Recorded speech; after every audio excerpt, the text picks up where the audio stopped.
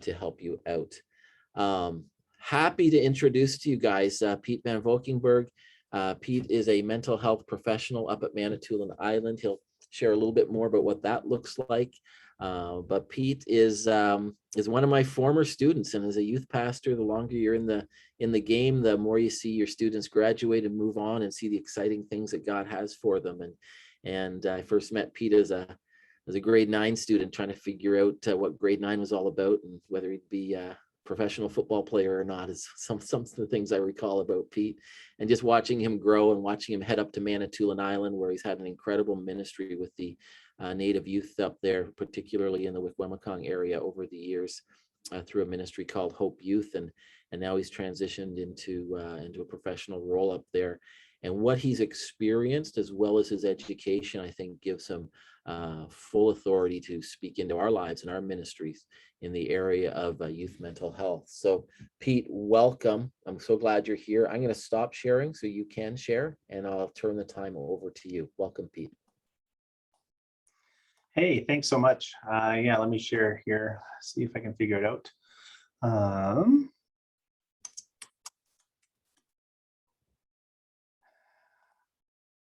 Here it is.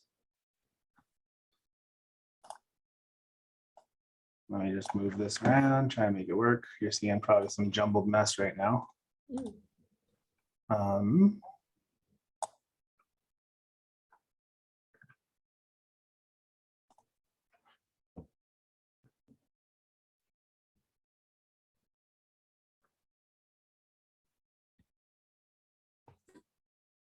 Pete, I'm seeing Pete has started screen sharing. Yeah, I am frozen right now. Can you hear me? Yep, we can hear you. All right, well, good. At least you can hear me. So I can do my personal introduction while my computer decides to catch up. So yeah, thank you for having me. I did connected with Joey, I guess, in 2002-ish. I grew up in the Ottawa area, born and raised there. I moved up to Northern Ontario in 2008. Sorry, I'm trying to get this working, but so in 2008, I moved up here to jump into youth ministry full time with an organization up here that was working in one of the communities. I met my wife in 2008. We married in 2009. When we were doing our youth work with the kids, it was really a trial and error sort of a process where we jumped in and wanted to be effective in helping a wide range of kids. We really just wanted to provide a safe place for them, but in trying to in getting to know the kids that were coming across our path, we realized that we were into a lot of complicated circumstances and a lot of complicated issues. So we went from being, two naive young people trying to do nonprofit youth work to really wrestling with what our purpose was up here in this place, doing the things that we were doing, being called to the things we were called to. And that began my academic journey into mental health. So I started my studies after we started doing youth work, where we were dealing with these complex issues. And I actually graduated with it prompted me to serve the community better, to go and actually engage in some graduate studies, where I completed a Master's of Science in Counseling Psychology. I did my concentration in trauma and addictions. And from that point on, I've had multiple very cool opportunities, exciting opportunities to partner with local health centers and Indigenous communities to provide mental health supports and services. My wife continues to do a lot of nonprofit work, specifically with the teenage moms, the young moms that are up here. We've had awesome opportunity to connect with them over the years. Many, many young girls have come through and hung out with my wife and been able to build a relationship and start to try and actually work with the moms where they're at. And now I'm transitioned into a role, like Joey said, where I'm in a professional role helping figure out or manage some of these mental health issues. Last year, I took the role of coordinating a crisis response team up here on Manitoulin Island that serviced all 7 First Nations on the island. And just recently, I stepped into a management role as a program manager for all the mental health services being offered out of the health center here. So that's me personally. Can you guys still hear me?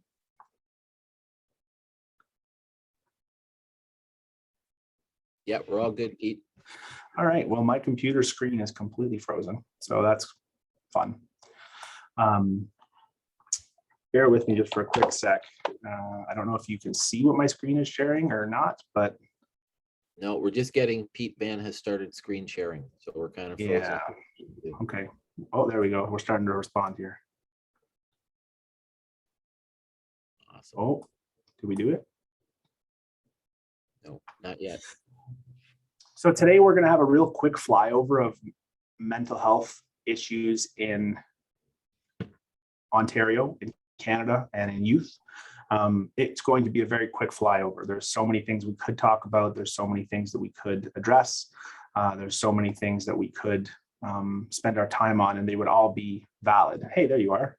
It worked. Let me try again here. And so we are going to focus on specifically, there we go. How's that? Awesome. We're good to go. Awesome. All right. So I think it's important to know where we've been, to know where we're going. The brief history of mental health. Some of this may be not your first rodeo. Sometimes some people may have heard some of this before, and I apologize for that.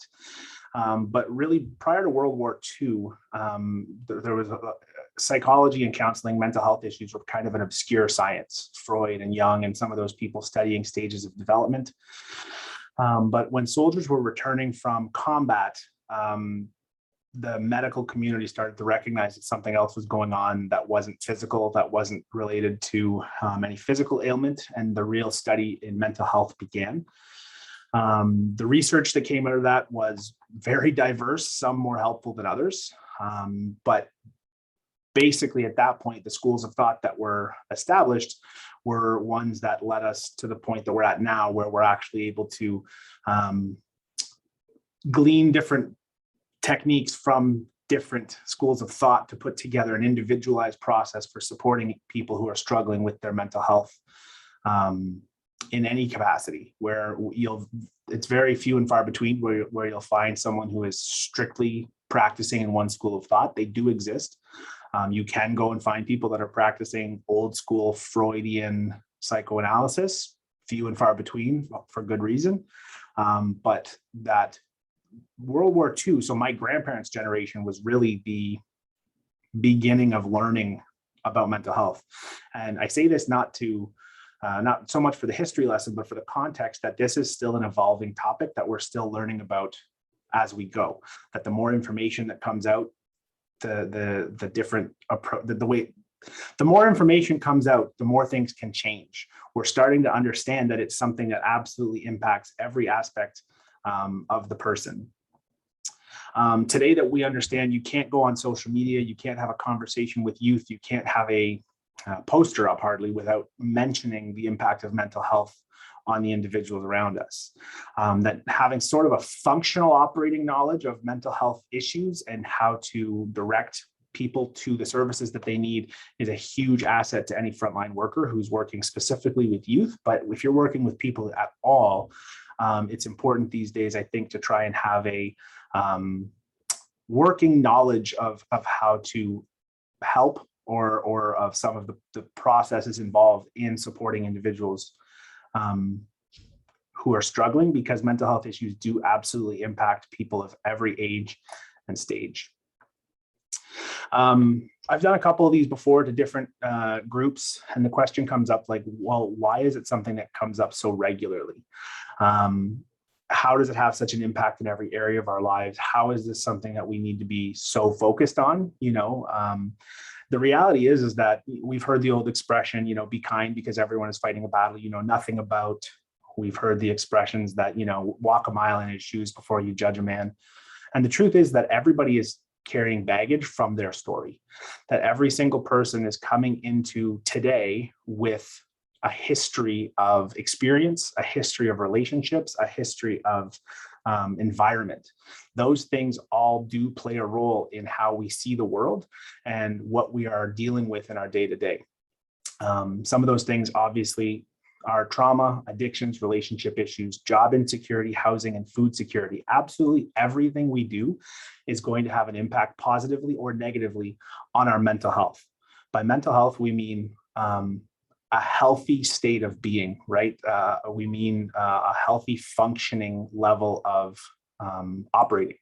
That to have good mental health, for lack of a better term, is someone who's able to navigate life pretty clearly, who's able to problem solve, who's able to cope, who is able to handle the obstacles and the changes and the pivots that are thrown at them.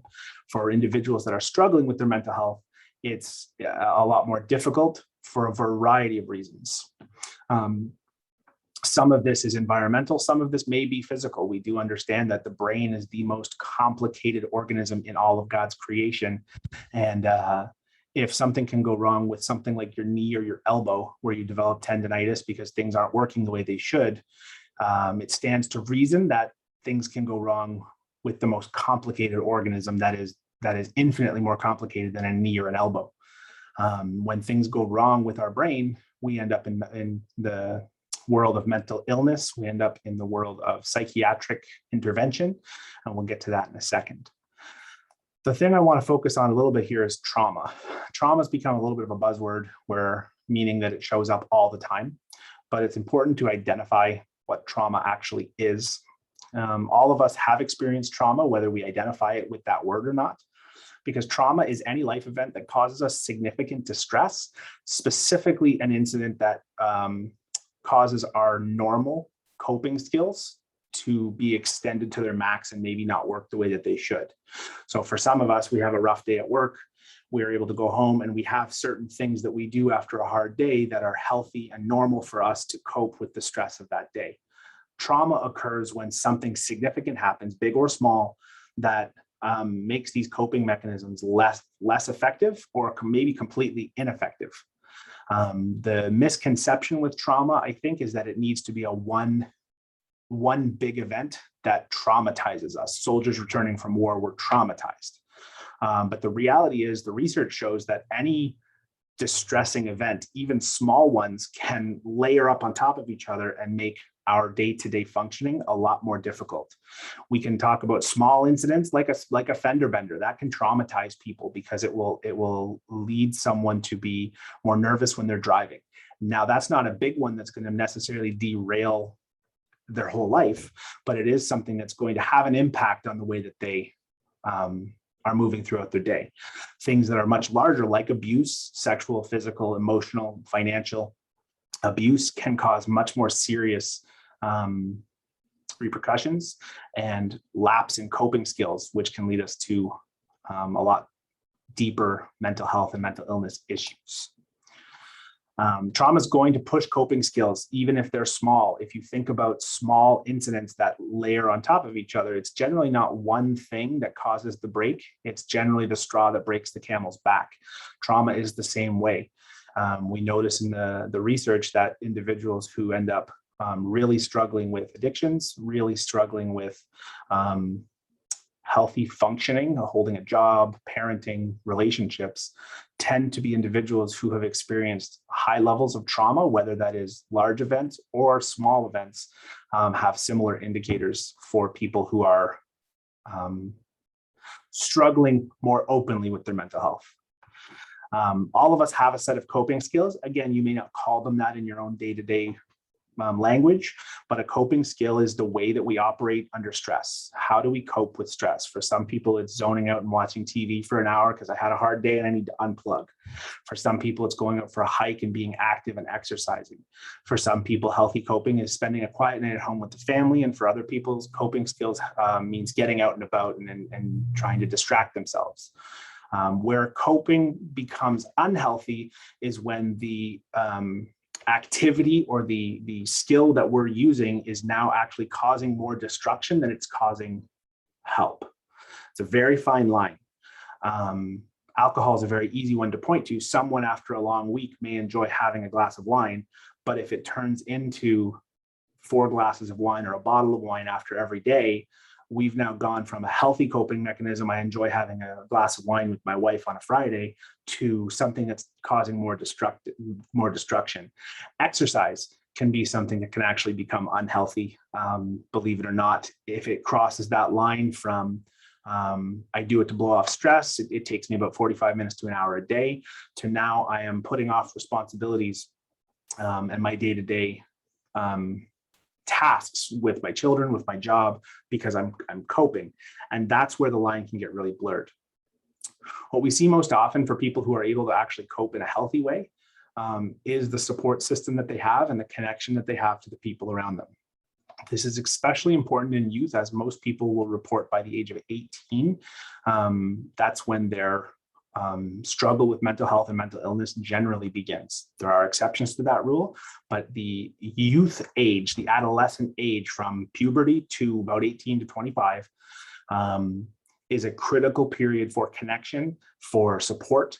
And at that stage, when kids are being flooded with changes in hormones and expectations and responsibilities, it doesn't take as much for them to be derailed, because there's less processing, there's less, there are fewer tools in the tool belt for teenagers to use. As kids, we're very concrete, black and white. We know when things are good and we know when things are bad.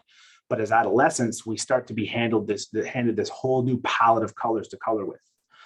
If you've watched the movie Inside Out, Pixar movie about emotions in a 12-year-old girl, it's actually very well done and very well researched. And what's happening in that movie is that the main character is struggling with memories being both happy and sad. She's struggling with things being enjoyable and stressful.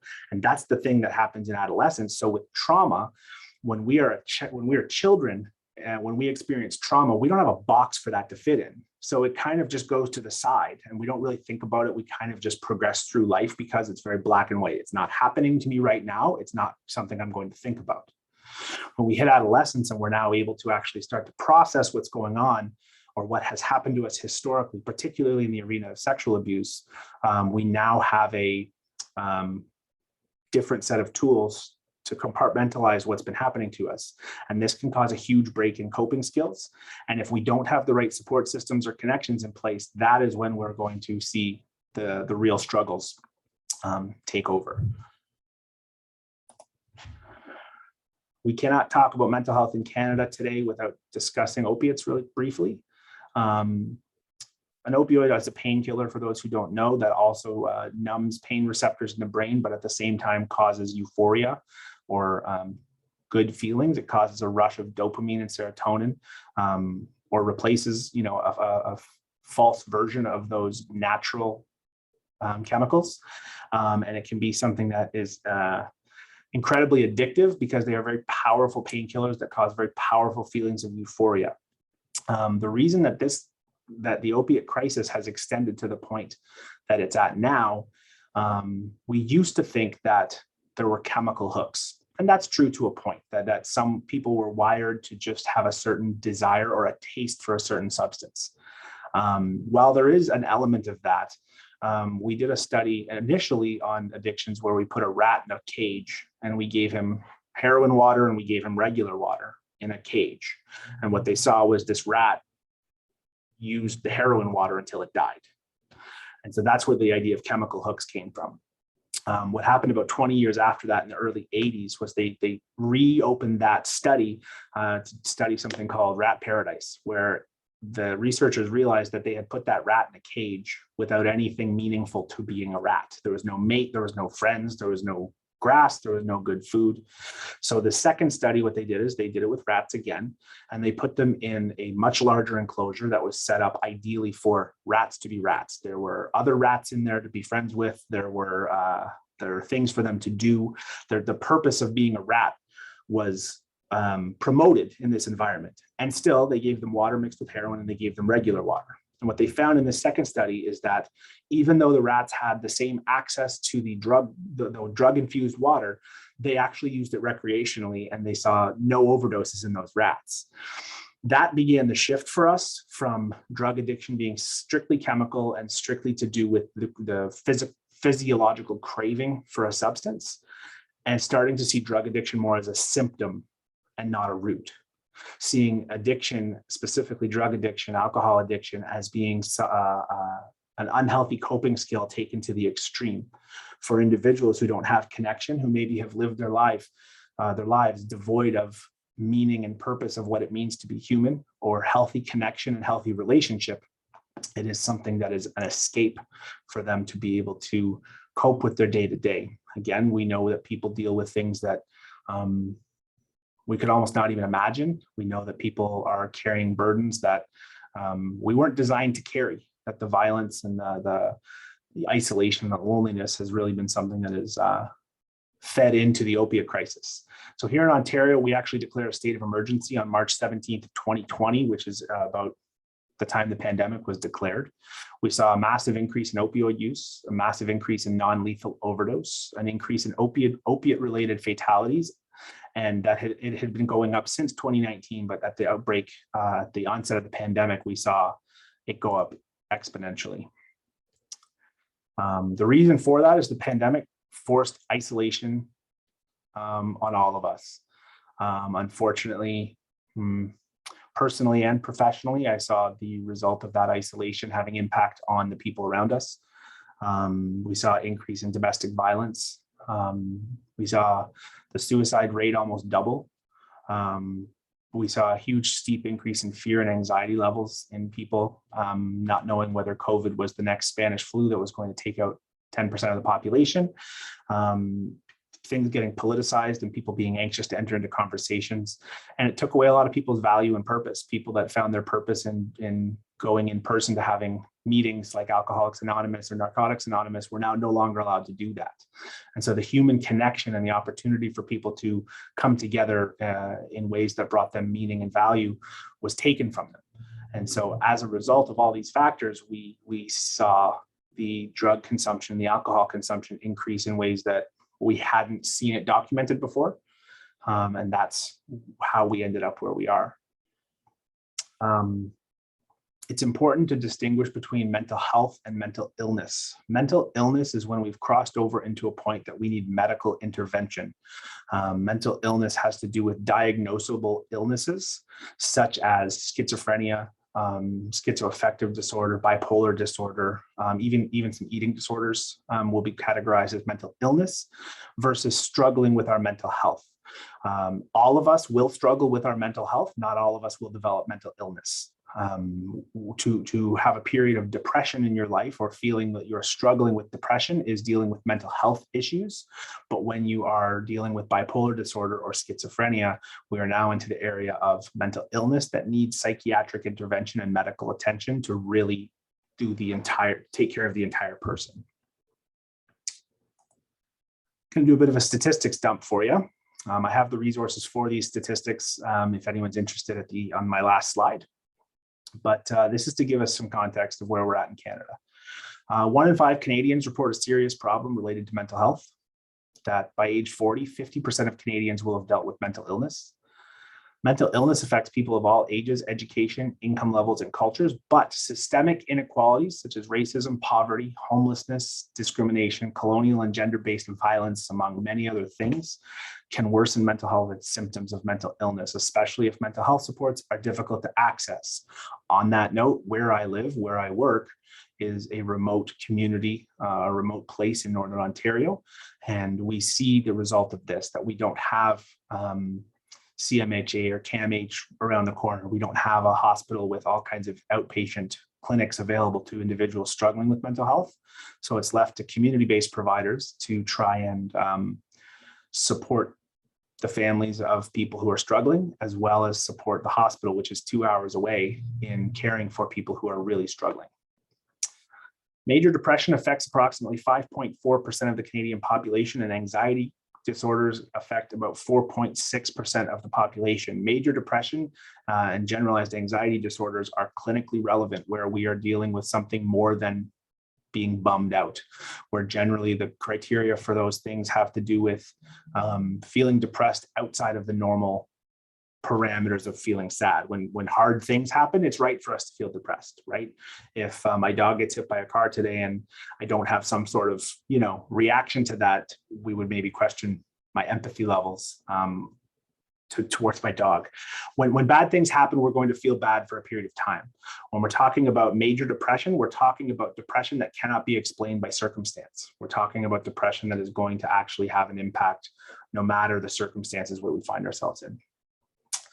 About 1% of Canadians will experience bipolar disorder, formerly known as manic depression, and another 1% will experience schizophrenia. These are debilitating diagnosis, and a large percentage of individuals who are trying to self-medicate with hard drugs are doing so to try and quiet voices, are doing so to try and numb themselves from the effects of a mental illness that is still very much in the arena of being unknown. As far as treatment, we're doing our best and we're learning, but it is a very complicated set of symptoms that can really debilitate people from healthy functioning. Eating disorders affect approximately 1 million Canadians, between 0.3 and 1% of the population. They impact women at a rate of 10 times than that of men and have the highest rate of mortality among any mental illness. These are things that are generally onset quite early. You can associate them with adolescence. Substance use disorders will affect approximately 6% of Canadians. Substance use ranges anywhere from opiates to alcohol to cannabis. 4,012 Canadians died by suicide in 2019. And in Canada, suicide disproportionately impacts Indigenous peoples. The rate of suicide among First Nations is 3 higher than among non-Indigenous Canadians and 9 times higher among Inuit populations. The mortality rate due to suicide among men is 3 times the rate among women, but girls and young women are 3 times more likely than men to harm themselves and be hospitalized from self-harm. A practical way to look at that is that girls will attempt more often, men will succeed more often. That has to do with the tendencies of men and women as far as their level of violence and commitment. Men are more likely to die by gunshot wound or hanging, and women are far more likely to attempt overdose with some over-the-counter prescriptions and are generally less violent, which is part of the reason that men are more successful when they do attempt. So some youth statistics for you. When it comes to mental illness, youth is a critical period. Most people living with mental illness see their symptoms begin before the age of 18, again, going back to puberty and brain formation. Our brains are not fully formed until we're about 25 to 27 years old, later for men than women. And the last portion of the brain to form is the prefrontal cortex right here, which has to do with impulsivity and decision-making. Risk assessment, and those are some of the reasons that people who see some of these onset of symptoms at a young age struggle with them so badly because they don't know what to do with them. They don't have an idea of how serious they are, and they're not sure that they want to go and tell somebody about them because they might be labeled as crazy. Approximately 20% of Canadian youth are affected by a mental illness or disorder. To do the math, if you are working with 10 students, it is likely that at least 1 or 2 of them is or will be struggling with mental illness. In 2011, 11% of 15 to 24-year-olds reported experiencing depression. And between 2008, 2009, and 2018, 2019, among youth, there was a 61% increase in emergency department visits and a 60% increase in hospitalizations for mental health disorders. Suicide is the second leading cause of death among youth and young adults between ages 15 and 34 years old. And in Canada, only 1 out of 5 children and youth receive appropriate mental health services. These are pretty bleak statistics, and I'm sorry if it's a bummer at lunchtime. But I think it's important for us to be able to put on the glasses that help us see what the reality is for the kids we're working with. That when we are engaging a group of 50 young people, there will absolutely be students in that group that are struggling. They may not talk about it. They may not be very open to having a conversation about what's actually going on. And this is the importance of relationship. And Joey's known me for long enough to know that that's the foundation of what we did for youth work, was to build a relationship and get to a point where individuals felt safe around us. A lot of times, unfortunately, the history is that people don't feel safe coming to a church. People don't feel safe coming to a religious event because they don't think that they're going to be accepted as they are, and they don't think that they're going to be in a place that is safe for them to talk about the things that they need to talk about. For youth leaders, I think it's absolutely imperative to focus on building a healthy relationship with the students you're engaging and create that safe place. Don't have to be a counselor, don't have to be a mental health professional, don't even have to know or feel very comfortable in dealing with some of these issues. But if you can be a safe support person, you are building into their healthy coping skills and providing them with safety and security in a support system that can go a long way. That it can be the difference between a kid reaching out to somebody and suffering silently and potentially having some really serious, scary consequences. Mental health in the church. A question that I got 2 weeks ago is, if you're a Christian, can you really struggle with your mental health? I think biblically we can say absolutely. Jesus was described as a man of sorrows, acquainted with grief. That sadness and isolation and loneliness, and reading through the different individuals that we see pop up through scripture, we see them struggle. We see Job, poor Job, get the daylights beat out of him and just sit there, struggling for sure with value, purpose, next steps, all the things that our students are going to be suffering or thinking about. Another question that I get regularly is, what do I think about medication for people who are struggling with their mental health? And I think medication is a wonderful tool sometimes that can be used. If you think of medication like a ladder, people who are struggling are in a hole, and sometimes you need a ladder to get out of that hole. Some people are going to spend significantly more time on that ladder to get themselves out of the hole. Some people will be up in a jiffy. Medication managed properly, used correctly, can be something that is incredibly useful for people who are unable to pull themselves out of a funk. The biblical approach to working with people who struggle is best exemplified, I think, in Job's friends before they opened their mouths, that they spent a week with Job, sitting, being with him in his suffering.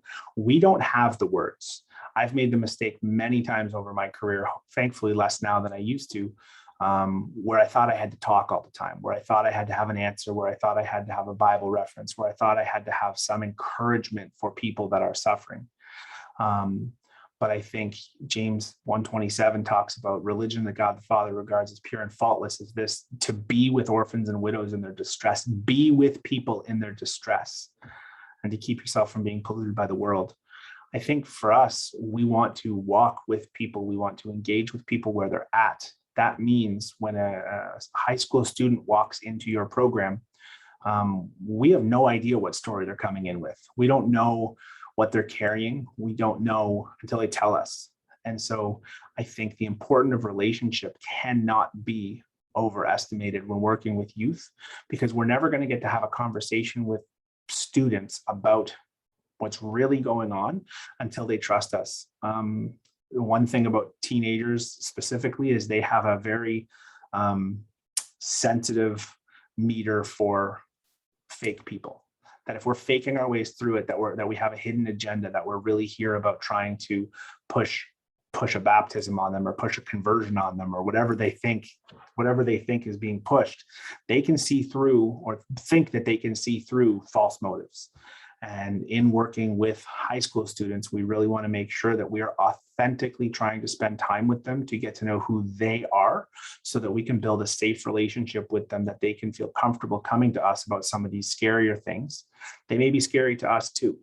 We need to know our limits. If we are not mental health professionals, we need to do what we can to learn about the mental health resources in our communities. Make the phone calls. These agencies try their best to be helpful. Wherever you're at, try and reach out to your local CAMH. Try and reach out to your local mental health department at the hospital and say, I'm a youth worker and I'm trying to put together a list of resources that I can direct kids to when they're struggling, so that you don't have to feel like the pressure is on you. It shouldn't be on you as youth workers or youth pastors or youth leaders to diagnose and support somebody by yourself who's struggling with serious mental health issues, suicide attempts, and addictions. But we are called to suffer alongside of people, to walk with people. And just knowing that someone is there to talk to can oftentimes be enough to start the conversation and start the support systems being effective.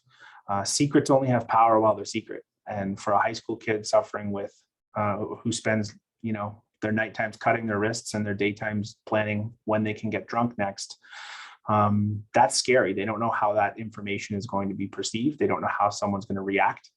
And I think if we can build a relationship that opens the lines of communication, then we can be used as sort of the conveyor belt or the conduit to support services, that we don't have to do the work ourselves in order to be effective and helpful in the struggle with mental health issues for youth today. And final slide here is just a list of resources. Please feel free to take a screenshot, copy and paste. These are all publicly accessible, very, some of them are government run, some of them are run by private companies, but they have a lot of good information. A lot of these statistics were pulled off of those websites that you are able to access and study up on. They also have links on their websites to more resources if you decide you want to learn more. And that is my million-mile-an-hour fly.